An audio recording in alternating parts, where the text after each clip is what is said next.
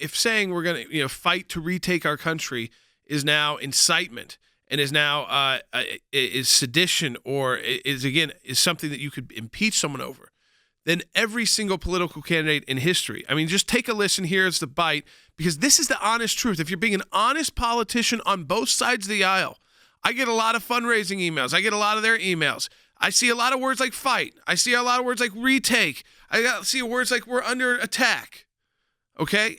And yet no one thinks that that's speech that is unprotected, that's illegal speech in the United States. It's not protected by the First Amendment. Take a listen to Ted Cruz, Bite 29. You know, the Democrats right now, what they're trying to say is that President Trump's rhetoric what caused the terrorist attack on the Capitol. And listen, the president's language at times, I think, is overheated. But if you look at the language he used, saying things like fight, saying things like go retake our country, if that is now incitement, then we better prepare a long line to indict every candidate for office who's ever run. Anyone who's ever given a stump speech has said, let's go fight, let's go win, let's go retake our country. This is what the Founding Fathers were exactly thinking about, was that you could get up on your soapbox and say, we've got to fight to take back our country. We've got to fight to protect this right, or we have to fight to protect the unborn, or we have to fight for the right to keep a woman's access to abortion, or that abortion is murder. I mean, all of those back and forth, saying both sides of the issue. That's all protected speech, Andy. That's exactly right, Jordan. It is all protected speech. We use fight all the time. We fight for this. We fight for that. We want someone to go out there and demonstrate. We want them to peacefully demonstrate. What did Dr. King do but fight? He fought the discrimination of not being allowed to eat at a lunch counter in Alabama. The civil rights whole movement of the 60s was a fight, a battle, a war. It was conflict. And if you can't use those words, then you're in bad shape in this country. The idea that you can't use the word fight in political speech, man, we would all be in trouble, including every member of Congress, like Ted Cruz said. Absolutely. And so fight has been part of the vocabulary of politicians going back hundreds of years.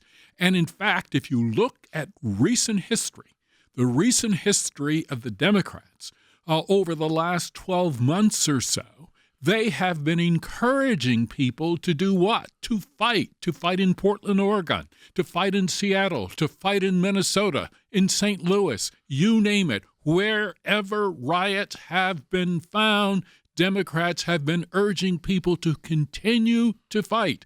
If you had to be stuck in an elevator with either President Trump, Mike Pence, or Jeff Sessions, who would it be? Does one of us have to come out alive? I think you need to go back and punch him in the face. If you see anybody from that cabinet in a restaurant, in a department store, at a gasoline station, you get out and you create a crowd. And you push back on them. They asked me, would I like to debate this gentleman? And I said, no. I said, if we were in high school, I'd take him behind the gym and beat the hell out of him. I just don't even know why there aren't uprisings all over the country, and maybe there will be. You were bleeding to death at second base because a Bernie Sanders supporter thought he had to kill Republicans. Do they understand that these deranged people just need a go sign? When they go low, we go high. No. When they go low, we kick them. Go to the Hill today. Get up and please get up in the face of some Congress people. I want to tell you, Gorsuch, I want to tell you, Kavanaugh, you have released the whirlwind and you will pay the price. The Democrats have engaged in a selective memory campaign.